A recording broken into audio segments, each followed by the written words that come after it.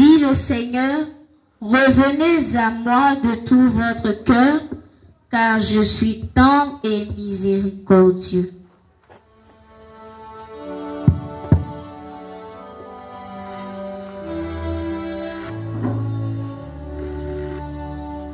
Gloire à toi, Seigneur, gloire à toi.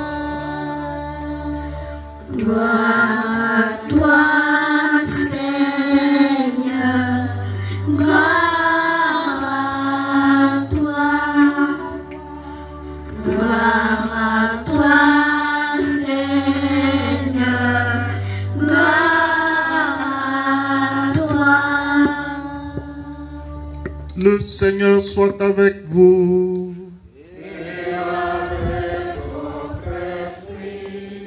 Évangile de Jésus-Christ selon Saint Jean.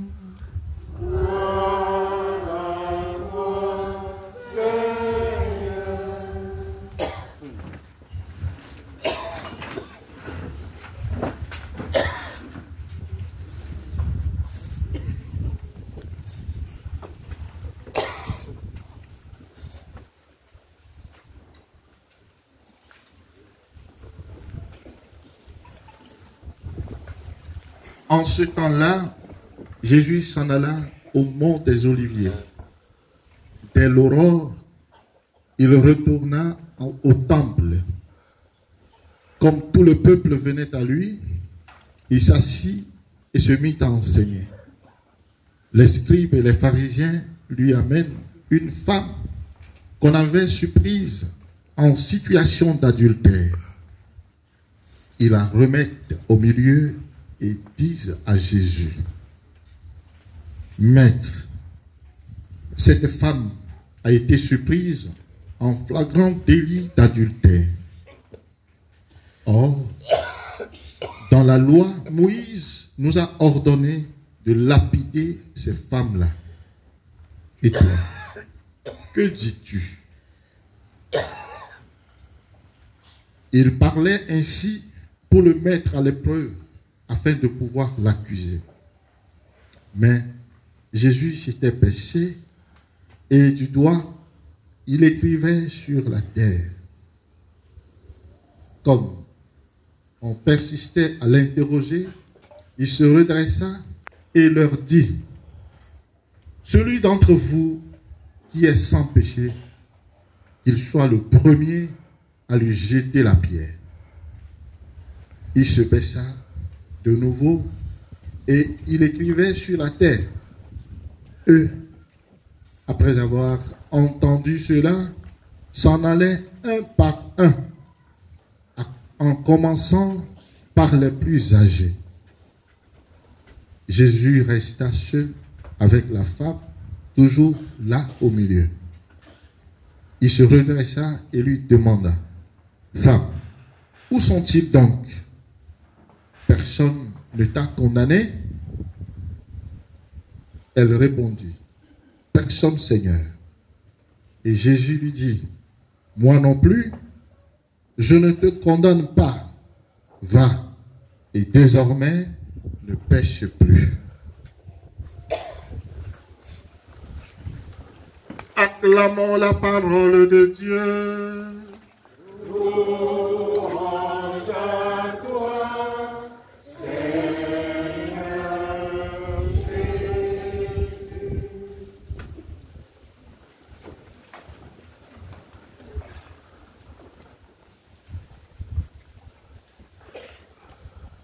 Amour. Charité avec Marie. Amour. Charité avec Marie. Mes chers frères et sœurs, comme je l'ai dit au début, nous sommes à une étape du temps de carême, en ce dimanche, où nous devons nous laisser renouveler par la miséricorde du Seigneur.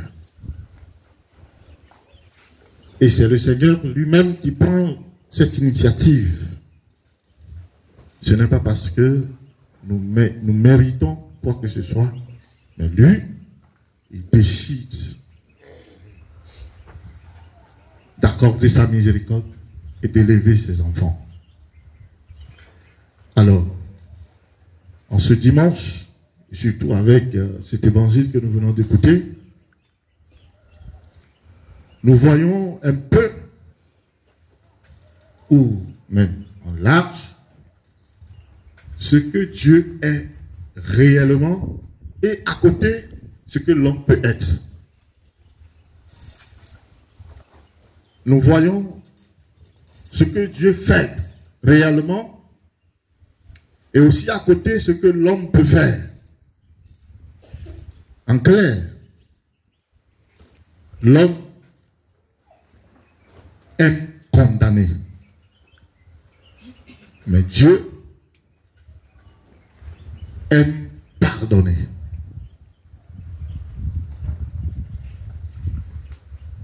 Dieu aime le pécheur, mais il déteste le péché. Et paradoxalement, l'homme aime le péché, mais ne supporte pas voir son prochain comme pécheur. Ou bien voir son prochain être pécheur.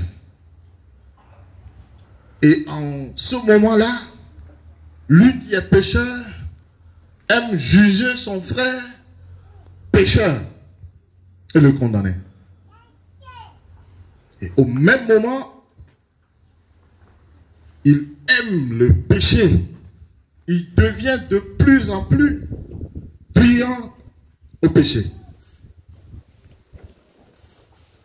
Vous voyez un peu la contradiction.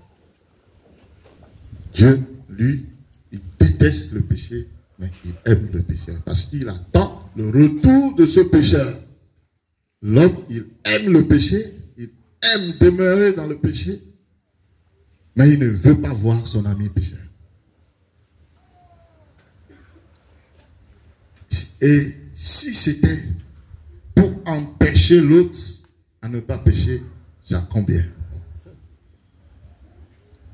Mais juste pour lever son doigt accusateur. C'est tout.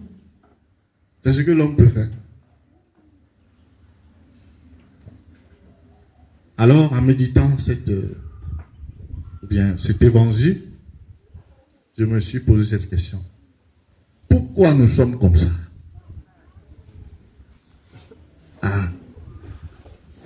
Pourquoi nous sommes comme ça? Tu fais des actes qui te condamnent, mais tu ne le vois pas. Mais c'est toi qui condamnes les autres et qui ne laisse rien passer. Pourquoi l'homme peut être comme ça? Or, Dieu donne d'autres opportunités pour que tu sois élevé. Et pourquoi tu peux demeurer dans ça?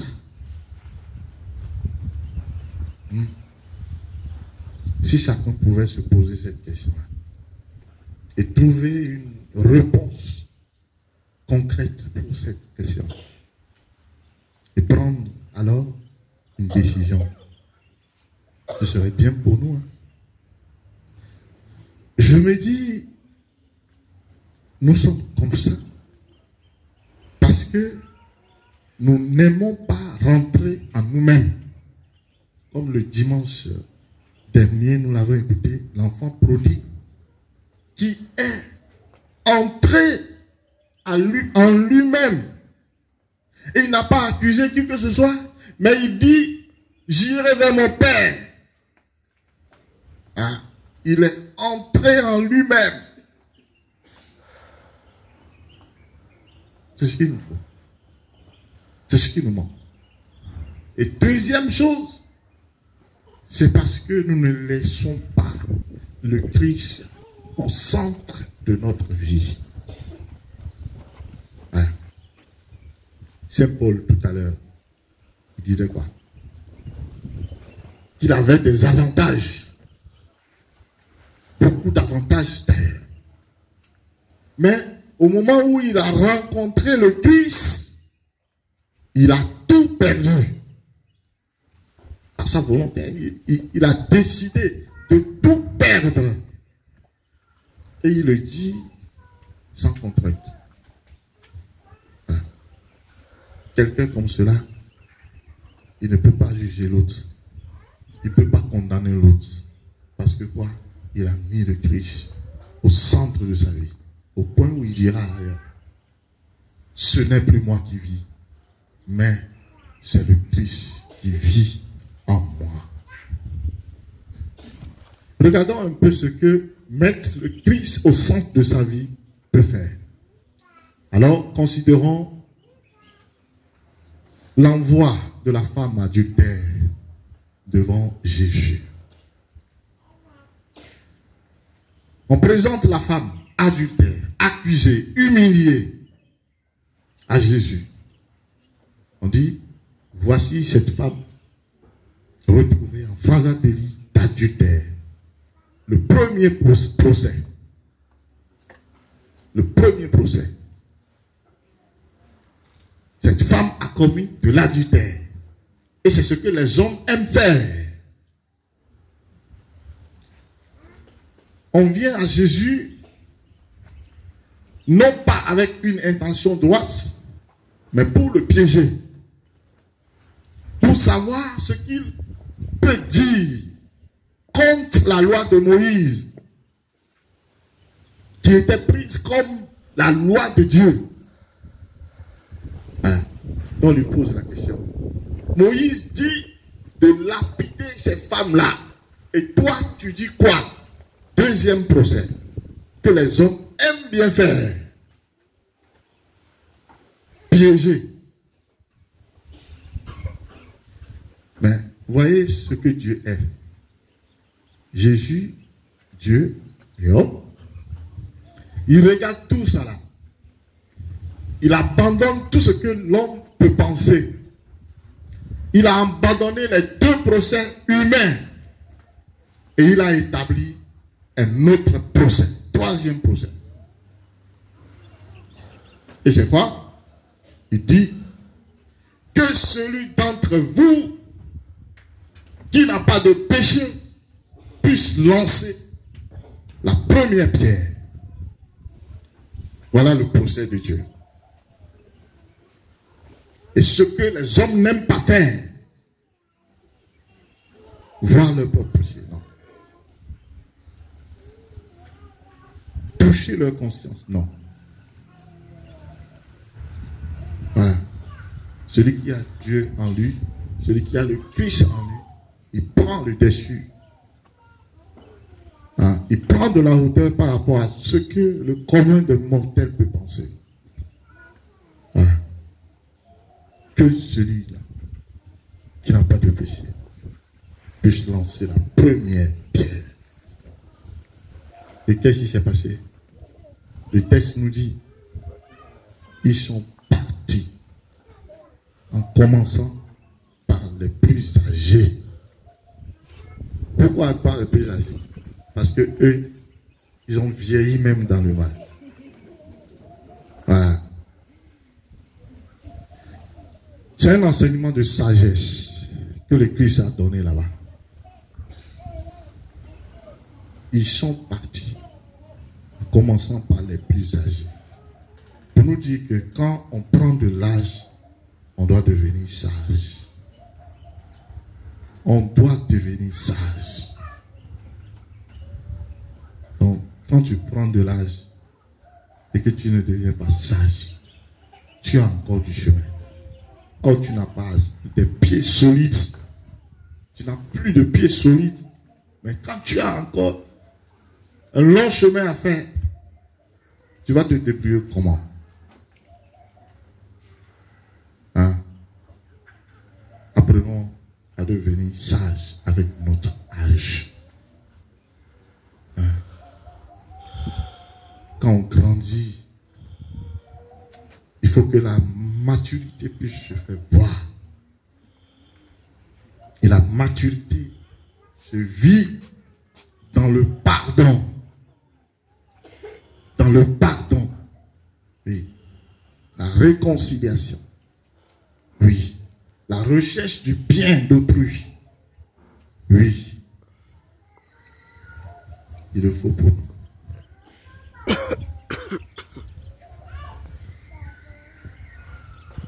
En s'arrêtant ainsi sur la femme adultère, je voudrais dire à chacun de nous que comme cette femme est accusée de son passé, chacun de nous a un passé lourd et pesant sur lui, qui l'accuse, qui l'humilie, qui le traîne dans le monde spirituel comme un ver de terre.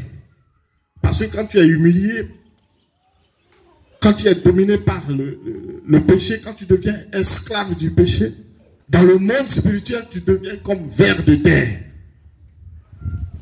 Alors, on passe juste le pied, tu es effacé. Voilà ce que notre passé fait de nous. Mais la bonne nouvelle pour nous aujourd'hui, c'est que le Seigneur se tourne vers nous. Considérant la première lecture, il dit, ne faites plus mémoire des événements passés, ne songez plus aux choses d'autrefois. Voici que je fais une chose nouvelle. Elle germe déjà. Ne la voyez-vous pas? Oui, je vais faire passer un chemin dans le désert, des fleuves dans les lieux arides. Le Seigneur ouvre une brèche dans ta vie pour te libérer de ton passé lourd et pesant. Voilà la bonne nouvelle pour nous. Et donc ça revient à dire que quand Jésus ne s'était pas intéressé au péché de cette femme, ce n'est pas une complicité avec cette vie-là, ou même ce n'est pas de l'indifférence vis-à-vis de cette vie-là. Non. Mais c'est quoi? C'est une libération.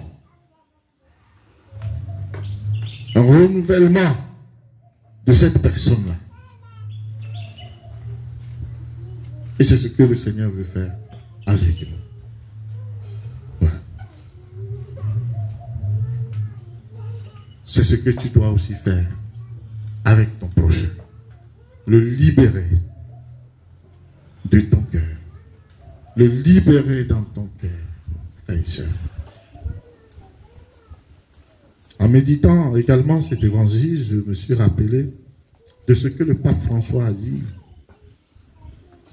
quand il faisait sa déclaration sur les couples homosexuels et les divorcés remariés. Il avait dit, qui suis-je pour juger? Et c'est devenu autre chose dans l'église en ce moment-là.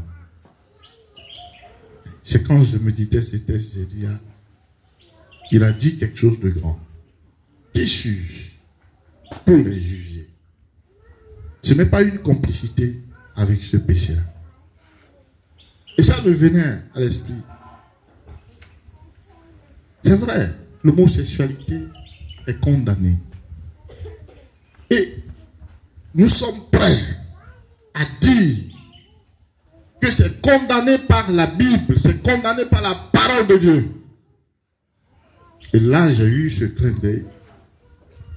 Tous ceux qui disent ça, tous ceux qui font comme péché, est-ce que c'est autorisé par la Bible? Hein?